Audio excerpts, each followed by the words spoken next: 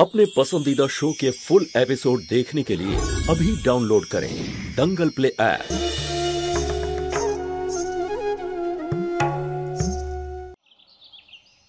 তুমি তো সারপ্রাইজ দিয়ে দিলে। দেখ তুই ছাড়া সবাই জানতো যে আজকে আমি আসবো।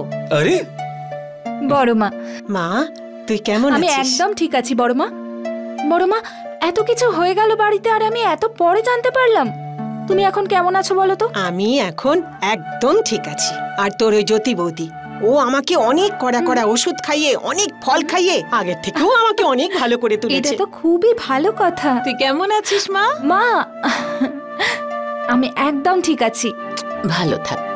এত কিছু নিয়ে এসেছিস? ভয় পেও না, আমি বাড়িটারি ছেড়ে চলে আসিনি। ওহো, তার মানে এতে আমাদের জন্য অনেক গিফটস আছে, তাই না? সে তো আছে, কিন্তু এবার ব্যাপারটা অন্যরকম। কি কি কি তাড়াতাড়ি বলো।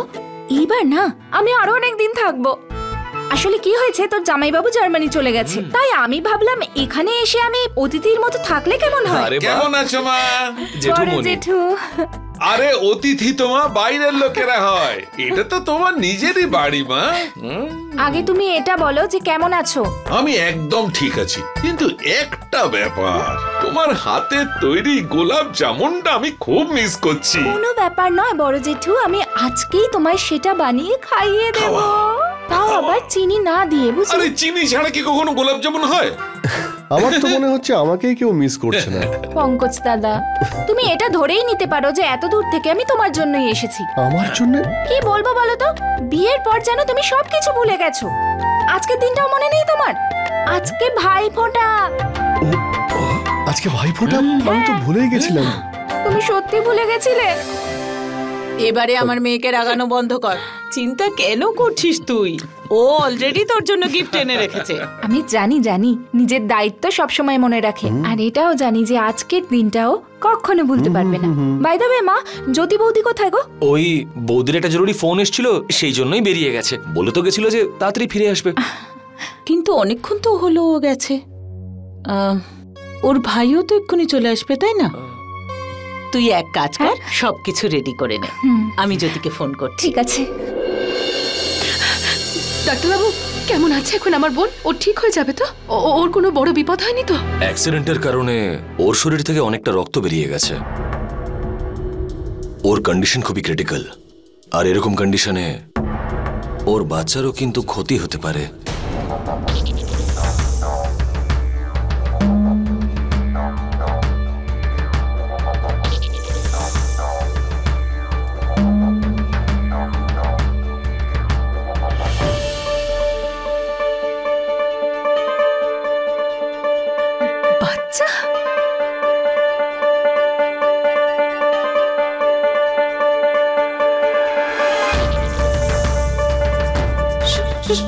সুষমা প্রেগন্যান্ট?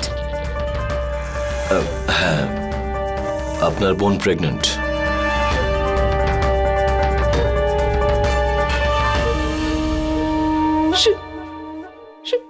সুষমা প্রেগন্যান্ট ছিল? এত কিছু সহ্য করেছে ও?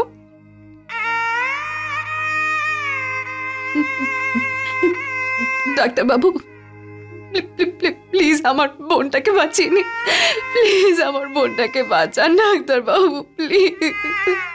আর এই সময় এটা বলা মুশকিল যে আদৌ মা এবং বাচ্চার মধ্যে কাউকে বাঁচাতে পারবো কিনা।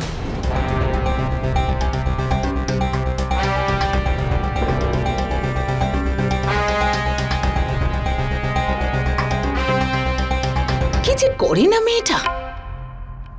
আমি তো জ্যোতিকে বুঝিয়ে বুঝিয়ে ক্লান্ত, কিন্তু ও তো কিছু বুঝতেই চায় না। এটা পর্যন্ত বলেনি যে ও কোথায় যাচ্ছে। আমি ওকে ফোন করলাম, ফোনটাও রিসিভ করলো না। এখানে আমরা কতটা চিন্তায় আছি, উল্টো পাল্টা সব চিন্তা হচ্ছে, কিন্তু জ্যোতির তো কিছুই এসে যায় না। মা, কোনো ব্যাপার নয়, চলে আসবে। আর এমনিতেও আজ একটা অনুষ্ঠান, প্লিজ নিজের মুডটা অফ করো না। মৃণাল, তুই চুপ কর। তুই জানিস না যে এই বাড়িতে কি কি ঘটেছে ওই জ্যোতির জন্য? ও খুব ভালো করেই জানে যে আজ ভাইফোঁটা আর তুই এখানে আসবি। ওর নিজেরও ভাইও আসবে, কিন্তু জ্যোতিষে চিন্তা আছে নাকি? একটা দায়িত্ব জ্ঞানহীন মেয়ে।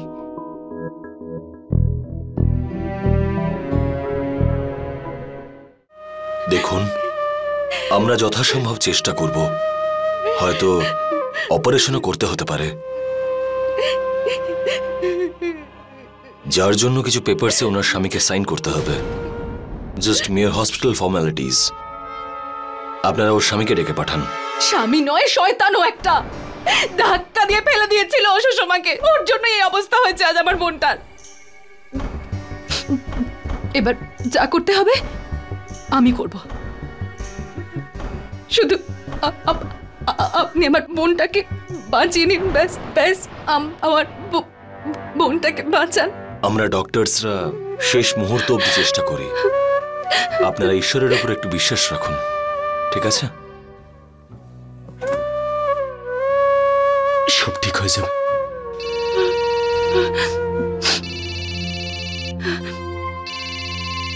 যা।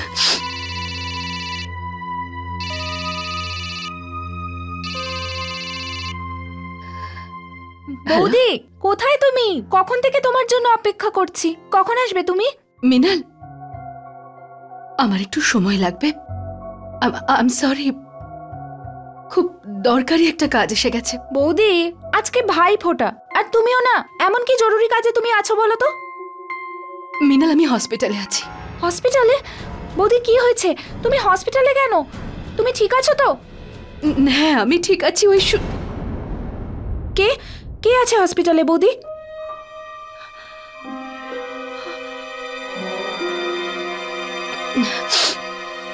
একজন মহিলা, রাস্তায় ওনার অ্যাক্সিডেন্ট হয়ে গেছে। ওনাকে নিয়ে আমি হসপিটালে এসেছি। ওনার অবস্থা খুব শোচনীয়, সেই জন্য আমি হসপিটালে আছি। তোমার কি কোনো আত্মীয় হয়? না। আত্মীয় যখন নয় তাহলে কি? তুমি এবার বাড়ি চলে এসো না। তুমি ওকে হসপিটালে ভর্তি করেছো, ব্যাস ঠিক আছে। এবার ওনার বাড়ির লোকেরা বাকিটা দেখে নেবেন। মিনাল, মিনাল, ওর পরিবারের তরফ থেকে এখানে কেউ আসেনি। আর এই সব কিছু ওর স্বামীর জন্য হয়েছে। ওর দেখাশোনা করার জন্য আমাকে এখানে থাকতে হচ্ছে। যত তাড়াতাড়ি সম্ভব আমি তত তাড়াতাড়ি ফিরে আসছি।